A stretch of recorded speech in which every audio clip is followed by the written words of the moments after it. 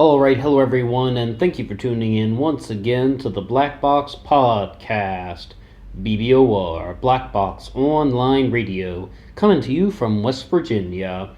I'm going to begin today by giving a quick shout out to Kimberly Smith, who kind of, I guess you would say, gave us the topic for today's upload. And that would be discussing the timeline involved in the disappearance of Madeleine McCann. More specifically, we have the timeline of events here. This one is the Sky News timeline, and we're going to be discussing about what would be happening in each of these hours prior to the disappearance of Madeleine McCann. Now, this has been quite a while since 2007. It's been at least 12 years now at the time of this recording since Madeleine disappeared. There are a lot of UK sources on this, and I'm somewhat critical of them. I was very critical of the Crime Watch UK episode that they put out. I just thought that the way that they were going about it was somewhat impractical, using Jerry and Kate McCann as the centerpiece of it all. And I don't necessarily know if I trust Jerry and Kate McCann's judgment too much, not to mention that they should be viewed as suspects. I mean, I don't know 100%. I wasn't there, but what I can say is I guess I view them more as suspects rather than only victims. But once again, since we don't know 100%, let's jump over to the Sky News website and let's look at the timeline. 7:30 a.m. Over breakfast, Madeleine asks her parents why they had not been in the apartment. She woke up and cried the night before. Okay, this is very, very important because there's a big theory out there that we have been discussing on Black Box Radio that Madeleine McCann was most likely given sleep aid drugs and that somehow that led to her death in the apartment. It either caused some disorientation and she could have climbed up on the sofa, fallen, and hit her head on the ledge by the window, which is the Gonzalo Amaral theory. Him and I came to that completely separate. I came to that theory on my own before I ever saw the Gonzalo Amaral documentary, but I mean, that's a big theory in the case, that the children were given sleep aid drugs and Madeleine woke up and in a disoriented state, she hit her head. Now, what do we make of that, though? 2 nights in a row, Madeleine would have had to have woken up in the middle of the night. What kind of sleep aid drugs would they be giving their kids? Tylenol PM or something? I mean, supposedly the twins didn't wake up at all. They had 2 twins that were younger than Madeleine. Do you think that there's any possible way that Madeleine could have woken up 2 nights in a row and under the influence of sleep aid drugs? I'm just asking that as a genuine question. I've been promoting the theory that we just described, but I do have to confess that's something that could be a point against it. Remember, it's about the truth. It's not about sticking to any theory that I have. 5 p.m. to 6 p.m. The children and it just says the family, actually. The family return to the apartment. Kate gets the children ready for bed while Jerry goes to play tennis again. Very early bedtime, but I guess they're small kids. Jerry returns and Madeleine is read a bedtime story. The twins are put in a travel cot next to Madeleine's bed, and the children fall asleep. The shutters outside the ground floor bedroom are down and the window is closed. Kate and Jerry leave the door ajar. That's at 7 p.m. Now, here's where the thing really starts to pick up, where we gotta pay a lot of attention. 8:30 p.m. Kate and Jerry leave their apartment and go to the Tapas restaurant to eat with the other people, the Tapas 7, that group. At 9:05, Jerry returns to the apartment and notices the position of the bedroom door is different than how they left it, but he still sees all 3 children sound asleep. It means saying that Madeleine was not abducted at 9:05 p.m., but the position of the door is different? Well, how could that be if that's different than how he left it, and all 3 children are still there? One of the things is Madeleine could have been waking up and moving about. That could be one thing. It definitely doesn't sound like any intruder. Why doesn't it sound like an intruder? Because Madeleine wasn't abducted yet. Were there any signs of forced entry? Was there anything broken? Was there anything that would have signaled to Jerry McCann that there was an intruder in the apartment? No. So it's just like, I don't entertain anything associated with an intruder in this case. I mean, it would take some strong evidence to be persuasive to the contrary. One of the things, though, at 9:05 p.m., should we make a note about 9:05? Could this possibly be the time that Jerry found Madeleine's body? Once again, we're saying something like he would find her behind the sofa after she had fell and hit her head on the ledge, and then he's like, oh no, what do I do? So he moves the body to the shelf in the cupboard. Remember, the cadaver dog was alerted behind the sofa and by the shelf in the cupboard. Kind of like the closet area in the bedroom.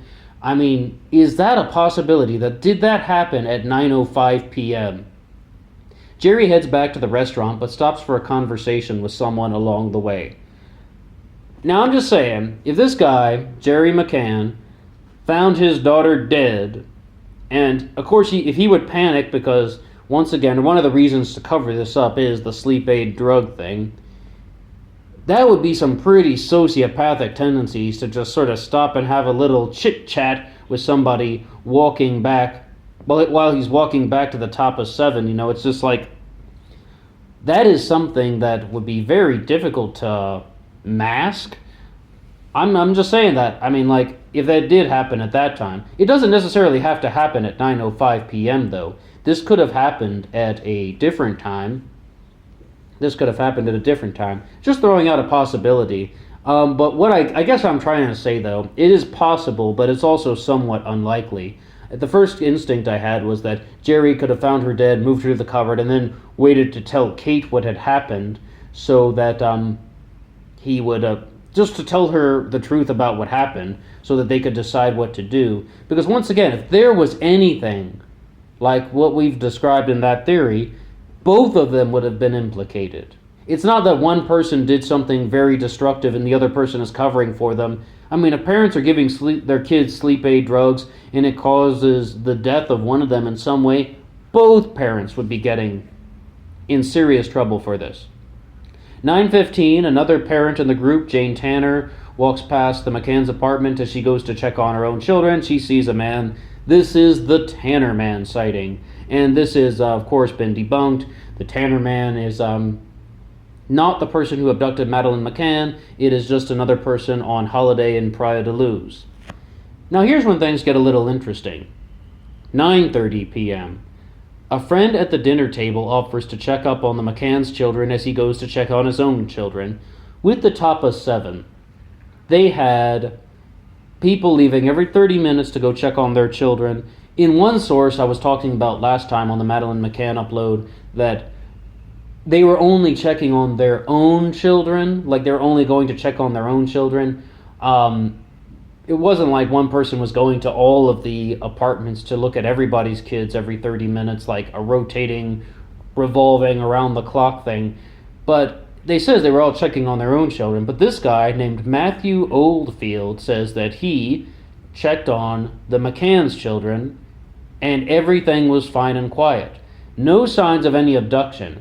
Although my question was, how closely would he have really been looking? I mean, he just kind of glance in the room. He sees the twins there. Maybe he sees some balled up blankets or something. And would he necessarily have been? Would he notice that Madeleine wasn't in the bed if he was just glancing in the room and in the dark, mind you? I'm just throwing that one out there. I don't know if that would hold any water though. 10 p.m. Kate finishes eating and goes back to the apartment. She notices that the children's bedroom door is quite open, but as she goes to close it slightly, a breeze slams it shut. Once again, I think the stuff about the door, the things about the window, I don't think there's too much weight in that, but we have to read the next sentence. She goes into the room, realizes Madeleine is missing, and that notices the window is open and the shutters are up. The alarm is raised. Okay, 10 p.m. is the first time we have something about Madeleine McCann being missing. It's perfectly plausible that they could have found the body there at 10 p.m. and it was Kate McCann that moved 3-year-old Madeleine to that shelf in the cupboard, and then she waits to get to Jerry and asks him and talks to him about, what do we do? This horrible tragedy has happened. This horrible event has happened. Our daughter is dead, and we might be somewhat culpable in this. Now, listen, the thing with this is, I think it's much more likely that they would have found her at 10 p.m. as opposed to 9:05. I mean, the whole thing about, granted, it's not impossible. People do things like what we described, that about the 9:05 thing. If Jerry found his daughter dead and he moved her to the shelf in the cupboard, I mean, people do things like that, and then they just go back to carry on with their daily life like everything is normal. That is not unheard of in the true crime world. But the thing is, though, we're not dealing with the actions of only one person, we're dealing with two people, and if Jerry and Kate are in on this together, then it's much more likely, so says me anyway, that if indeed they did find Madeleine dead in the apartment, it would have happened at 10 p.m. And they would have moved the body to the shelf in the cupboard, and then they quickly decide what to do. Okay, then that's actually the last thing that we have here on the day that Madeleine has disappeared. This is quite interesting, but one of the things that is also mentioned in the Sky News article here is that there are 2 dogs involved with this. There was the blood dog and the cadaver dog, Keela and Eddie. I believe Keela was the cadaver dog and Eddie was the blood dog. Not only does this say that there were the dogs were alerted, the cadaver dog was alerted behind the couch and by the cupboard, and then later on the by the trunk of the car and by the car keys, right? Those are the alerts from the cadaver dog. It says that the blood dog was also alerted on the wall. That's the first time I've read that. It says that here in this Sky News article, that the blood dog was alerted by the wall, which would be completely consistent with what we talked about so far, that Madeleine fell from the couch, hit her head on the ledge, and that caused her death. So it's like, at this point, there would have had to have been some time, though. I mean, it's really interesting that the this timeline here cuts out at 10 p.m. because there would have had to have been some time when Jerry would have most likely disposed of the body. There was one other sighting of a man walking with a girl's arms wrapped around his neck, like he's kind of holding her in front of him, and the arms are wrapped around his neck, and he's kind of moving quickly. And some people think that could be Jerry McCann going to dispose of the body. I said very clearly in the last one that if the theory is true that we've talked about, then Jerry McCann would have had to have disposed of the body, and then 3 weeks later moved it to a new location. Alright, now, what could be the other possibilities? One of the things is just, Madeleine openly said that she couldn't sleep, and she's waking up in the middle of the night crying for her parents. Is there any possibility that Madeleine just woke up, wandered out of the apartment? I was like that when I was a kid. I mean, yeah, I didn't wander out of the house, not at night, but during the daytime. It's like, I was like that. A lot of kids wake up in the middle of the night and start roaming about. And one of the sort of lesser known theories, or not lesser known, but not super well accepted, is that Madeleine wandered out to look for her parents, and she fell into a construction pit, or she fell into sort of like a sewer. And I mean, we just have to say, where's the physical evidence to support that?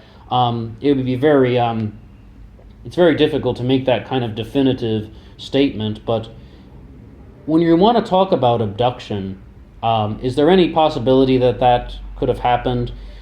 I mean, there could be an opportunistic abduction if Madeleine wandered out of the house. A 3-year-old can open the door, right? I mean, this is not a baby. Someone who's 3 years old can physically open a door and walk on out, and there could have been some sort of opportunistic abduction.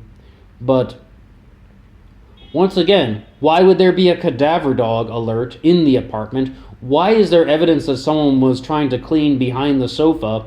I mean, all of those things seem to point back to Jerry and Kate finding a dead body there and then moving the body. And I think the perhaps 10 p.m. would be somewhat more likely of finding Madeleine there.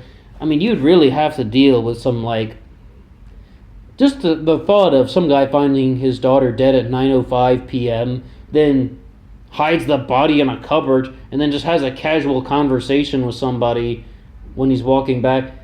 I sure hope that's not the case. I think the 10 p.m. thing is a little bit more likely.